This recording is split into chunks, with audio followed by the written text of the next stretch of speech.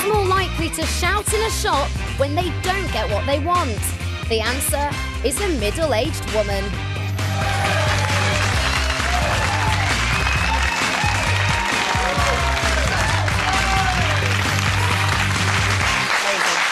You are watching The Right Stuff with Steve First, Natalie Pinkham and Adam Garcia. Coming up, pet names for partners. Are they sweet or sick?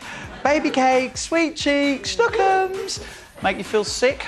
Or is it nice to have a special name for your nearest and dearest? 0207 173 5555. That is the number to call with all your sweet names. I've only just had my breakfast, though, so try not to get too many of them in, all right? Ugh. But first, should we be angrier as a nation? I asked this after being inspired by American air steward Stephen Slater, who was so enraged by the rudeness of one of his passengers, he screamed, "I've had it, I'm done," before grabbing 2 beers, popping the emergency exit chute and sliding onto the tarmac.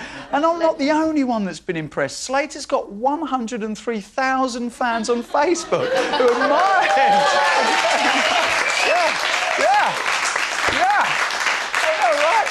Amazing. They all admire him for getting mad and sticking up 2 fingers to the man. And we've always loved it. See, there you go, look, people are loving it. And we've always loved, haven't we, watching people get angry, from sweary Gordon Ramsay tearing a strip off some chef to Basil Fawlty beating his car with a branch. I have my own personal theory. We like watching these people because secretly they're doing what we want to do. We like to moan, but only to each other. But shouldn't we be more proactive, getting mad with the manager more? Be like the Italians or the peeps in the US. They'd shout and scream if they had a dodgy meal. And you know what it gets? It gets results. But not, of course, if you just had a starter and you complain about that. Because what they usually do then is go, "Yes, sir, that's of course, absolutely." Go through into the kitchen and go... And then, anyway, yeah, that's true. Don't ever complain at the beginning of a meal. Complain at the end, OK. But what if it does get results? You know, former Deputy London Mayor Ray Lewis thinks we need to do it more often. He reckons you don't get anywhere in life without being unreasonable. There you go. Why? Because it forces people to notice you. Is he right? Does Britain need to kick off more? Or should we still maintain the stiff upper lip and ingrained manners? What do you reckon? Natalie? Well, I think we Brits will do anything for a quiet life. And there's something very British about being stoic and keeping stum about something. We'll complain to each other if the meal's bad, and then we'll say, "Oh, no, I wouldn't make a fuss." Won't make a fuss. Well, when they come round and say, "How's your meal?" You say, "Oh, that's nice." Really very good, thanks. But I think there's something really healthy about venting. There's that kind of righteous anger. If you've been wronged by someone, stand up to them, have a bit of a confrontation, because I think a lot of us are scared about confrontation, but actually there's something really quite cathartic about it. But does it get you anywhere? That's the point. Absolutely, because then people don't take advantage of you going forward. At least that's the hope. Adam, Australians, how do you guys deal with this? I don't know. I think we're quite similar to the Brits, and we it's that thing. I mean, I'm like that. I'll be raging inside, but I'll be like, "No, I'm fine. Absolutely brilliant. I want to carry a crossbow in public." But I think you know, obviously, you know, the dude that went out the plane. Yeah. I think he'd had 15 years of bottling up, and finally he went a little bit, you know, crazy and just was just like, sort of thing. And I think that's what happens. If you bottle it up for too long, then you have a meltdown. And I think it may be healthier to, at some points when it is remotely reasonable to go, when you're being, you know, wronged, hard done by, you stand up for yourself so that you don't have this, you know, crushing anger that you take home and beat the cat with, sort of thing. Well, Steve, I mean, gentle. Have you not been out in the real world? I mean, people are screaming and shouting at nothing now in this current climate, generally. Right. You know, you can go on a bus, it's like, I ain't paying that, get off me, shut up, screaming at each other. Exactly, it's horrible. It's absolutely horrible. And you don't get anywhere if you have this kind of culture where if you shout louder, you're going to get what you want. I don't want that, I want this. No, reasonable politeness gets you a lot further in life if you actually engage with somebody and go, "I'm not having the service that I deserve as a customer, and I think you should present me with a little bit more respect, or I'm going to kick off." But, you know, but it should be a little bit more diplomatic. So it doesn't work. As far as you're concerned, exactly. It doesn't work. Diplomacy is the best way. Oh, it also should be added that he don't got no more job no more. Oh. Why did you suddenly turn into a blues musician from the 30s? Well, I was the man. I'm playing the... You ain't got no job. But it's like, down the chute, that's it. You kiss goodbye to your career as an air steward, which is probably what he wanted. He knew he'd get it. Yeah. OK. Otherwise, he wouldn't have taken the beers. Yeah. No, exactly. I love that. Yes. I know, right? The little tiny tins. Hot nuts. Yeah. I'm taking the nuts as well. Yeah. All right, Eric, who do we have in the audience? Next we have the very mild-mannered and nice, Satirius. So, should we be more angry? No? No way. No way. I think it's part of being British, isn't it? Just having a good grumble and getting on with it and gritting your teeth. And anger is ultimately sort of counterproductive. It doesn't achieve anything.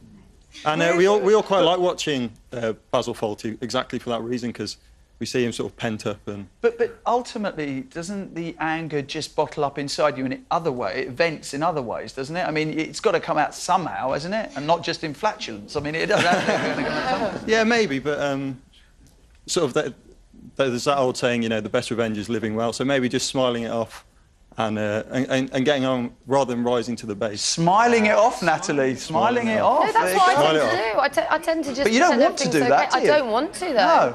I don't want to, but funnily enough, if someone else is wronged, I can stand up for someone else. It's when I'm wronged, I'm not very good at. Okay. But if someone else, if I see an injustice, I'll go, what are you doing to that poor person, you know?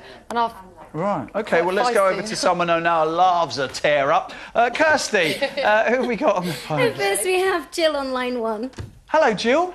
Hi, Neil. And now, do you like having a tear-up, Jill? Well, for me, it's not about getting angry, it's having my say. OK. If something's not right, then I will say something. Well, give me an example, Jill. When was the last time that you had to speak your mind? Not having the correct phone book delivered and being told I'd have to pay for the one I wanted.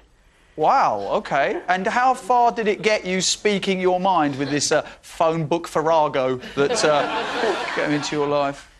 Well, I got the phone book I wanted and I didn't have to pay. OK. And were you angry with someone, or were you just very mild-mannered but stern? No, I'm not afraid of confrontation. If it means that I end up having an argument with somebody, then I'll stand my ground. It's just having my say. If I think I've had a bad meal and I've paid good money, I will say something. If I've bought something and it's broken, I will take it back and tell them I'm unhappy. I won't put up with something just because it's easier to do so. OK, that's good. Jill, thank you very much for that. I can just imagine Jill ringing up the phone book company. Don't make me bring arm's ass to your mum's ass, you get me? And then she got a new phone book. Brilliant. OK, who's next? OK, we have Christina next on line 2. Christina! Hello. How are you? OK, lovely here, thank you. You sound very mild-mannered, Christina. Well, my grandfather had an excellent phrase. Slowly, slowly, catchy monkey. Ah, I see. What, was he some kind of hunter or something? He did work for quite a while in Sri Lanka. Oh, right, OK, which is, of course, where my family's from. A lovely country, I have to say. Well, anyway, when I was younger, I used to jump in all guns blazing, and that used to be bound on me. Right, so what I do now is I wait months or even years, and then for an opportunity, and then you quietly, metaphorically, stab the wrongdoer in the back, and they don't have the faintest idea who's done it. Do not get on the wrong side of Christina.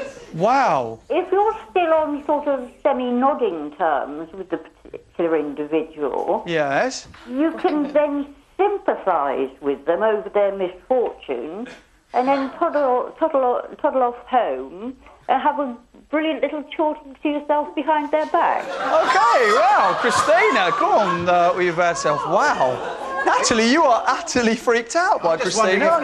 If Christina's available to hire. Wow.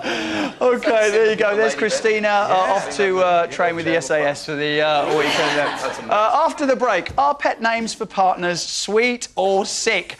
baby cake, spooky, move out. They're really foul, aren't they? Or do you think it's nice to have a special name for your nearest and dearest? 0207 173 5555 is the number to call. Are you baby cakes, a little sausage or a munchkin? You tell me in a tick. What's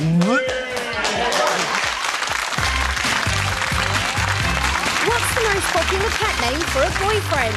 Honey Bun, Babe or Dimples? Find out after the break.